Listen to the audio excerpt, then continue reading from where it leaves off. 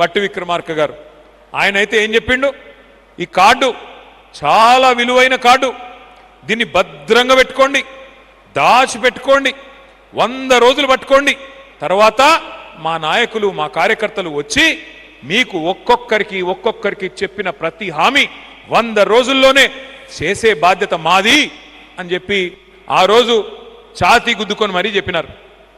మరి అడిగినాం మనం, అయ్యా విక్రమార్క గారు, అయ్యా రేవంత్ రెడ్డి గారు, అయ్యా కాంగ్రెస్ నాయకులారా, 100 రోజులు కాదు 900 రోజులు అయింది స్వామి, ఏమైంది మరి మీరిచ్చిన హామీలేవి?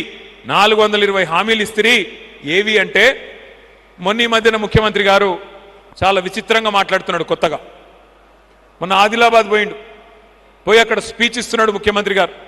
ఏం చెప్తున్నాడు, 100 రోజుల్లోనే చేస్తామని చెప్పినాం కరెక్టే, కానీ 100 రోజుల్లోనే ఎంత కండలు తిరిగిన వస్తాదైనా, ఎంత కండలు తిరిగిన పైల్వానైనా పిల్లల్ని ఉట్టిస్తాడా? మనకు తెలియదట. ఎంత కండలు తిరిగిన వస్తాదు పైల్వాను 100 రోజుల్లోనే పిల్లలు ఉట్టిస్తాడా అని ముఖ్యమంత్రి గారు చెప్తున్నాడు. నేను అడుగుతా ఉన్నా ముఖ్యమంత్రి గారిని, అయ్యా 100 రోజుల్లో పిల్లలు పుట్టరని మాకు కూడా తెలుసు, మాకు కూడా పెళ్ళయింది, మాకు కూడా పిల్లలు ఉన్నారు, మాకు కూడా తెలుసు. కానీ నేను అడుగుతున్నా రేవంత్ రెడ్డి గారు, 100 రోజుల్లో పిల్లలు పుట్టలేదు ఓకే, 3 నెలల్లో పుట్టలేదు ఓకే, కానీ 30 నెలల్లో కూడా పుట్టకపోతే మరి ఏమని విలువాలి నిన్ను? నేను అడుగుతున్నా.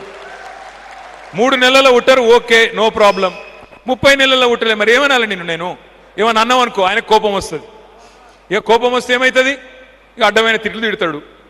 ఏమంటాడు, ఏమైందా రేవంత్ రెడ్డి గారు, మరి మహిళలకి నెలకు 2500 ఇస్తాన్నావు కదా, ఏడబోయింది అంటే నీ లాగులో తొండలు ఇడిచిపెడతా. ఏమైనా మరి 10,000 15,000 చేస్తా అంటే కదా, ఏమంటే నీ గుడ్లు వీకి గోటీలాడతా. ఏమైనా మహిళలకు 2500 ఇస్తా అంటే కదా, అంటే నీ పేగులది నీ మెడలు తీసి నీ పేగులు తీసిన మెడలు వేసుకుంటా. ఈ పేగులు మెడలు వేసుకుంటుంది నాకు అర్థం కాదు. ముఖ్యమంత్రి మనం బోటీ కొట్టేటోనివా? ముఖ్యమంత్రివా? ఏమిడిది నువ్వు? గింత అన్యాయం ఉంటుంది అంటే ఏందంటే ఆయనకు పరిపాలన చేతనైతే లేదు, నడుపు వస్తలేదు. నడపనికి రాక వెనకటికి ఎవడో ముఖం బాగాలేకపోతే అద్దం బల కొట్టుకుండంట. ముఖం బాగాలేకపోతే ముఖం మంచిగా చేసుకోవాలి, కానీ అద్దం బల కొడితే ముఖం మంచిగా అవుతుందా? కాదు. కానీ రేవంత్ రెడ్డి గారు ఏమనుకుంటున్నారు, కేసీఆర్ని తిడితే చాలు, కేసీఆర్ని తిట్టుకుంటే తిరిగితే చాలు. కేసీఆర్ అప్పులపాలు చేసిండు, అప్పులపాలు చేసేసిండు కేసీఆర్ మొత్తం. అందుకే నేనేం చేస్తలేను. నేను అడుగుతా ఉన్నా, ఒక్కసారి మిమ్మల్ని ఆలోచించమని కోరుతా ఉన్నా.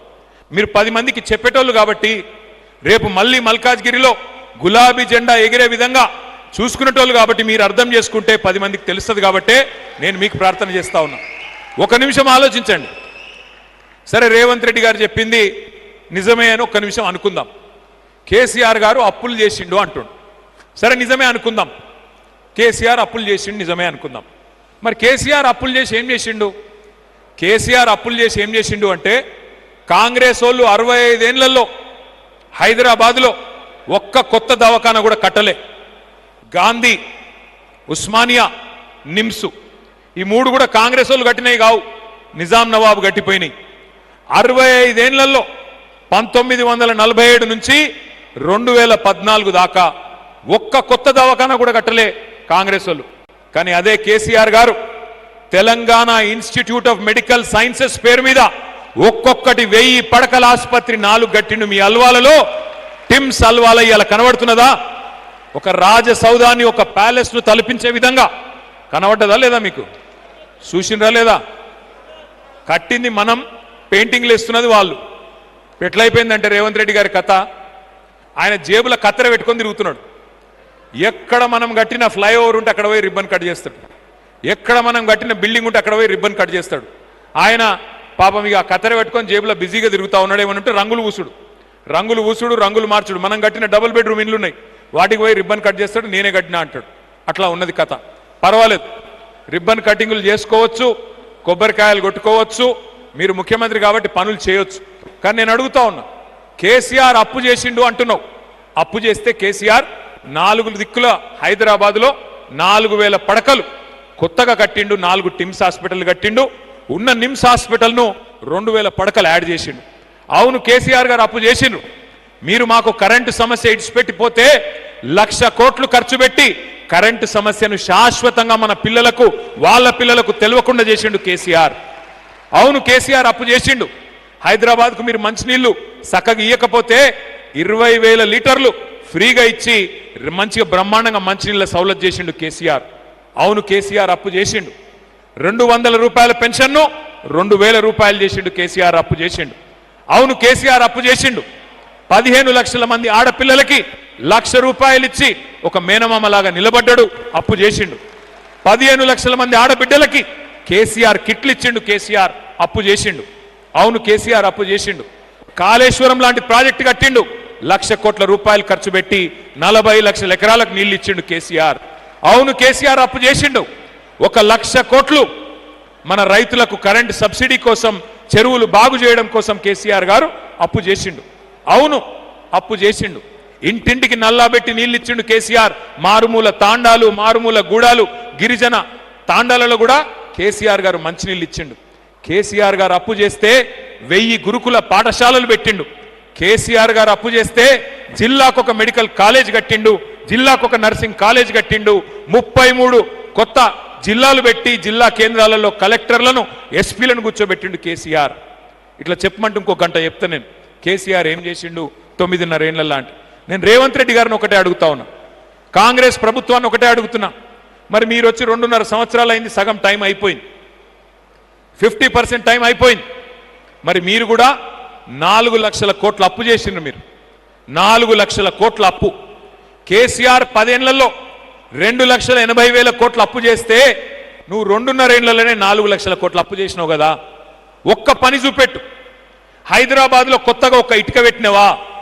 ఒక్క ఇల్లు కట్టినవా? కేసీఆర్ గారు 1,00,000 డబుల్ బెడ్రూమ్ ఇల్లు కట్టిండు. నువ్వు 2.5 ఏళ్లలో ఒక్క కొత్త ఇల్లు కట్టినవా? ఒక్క పేదవాడి గృహప్రవేశం చేయించినవా హైదరాబాద్లో? ఒక్కటంటే ఒకటి కట్టలేదు. కానీ ఎన్ని ఇండ్లు కూలగొట్టిండు, ఎన్ని ఇండ్లు కూలగొట్టిండు హైడ్రా పేరు మీద.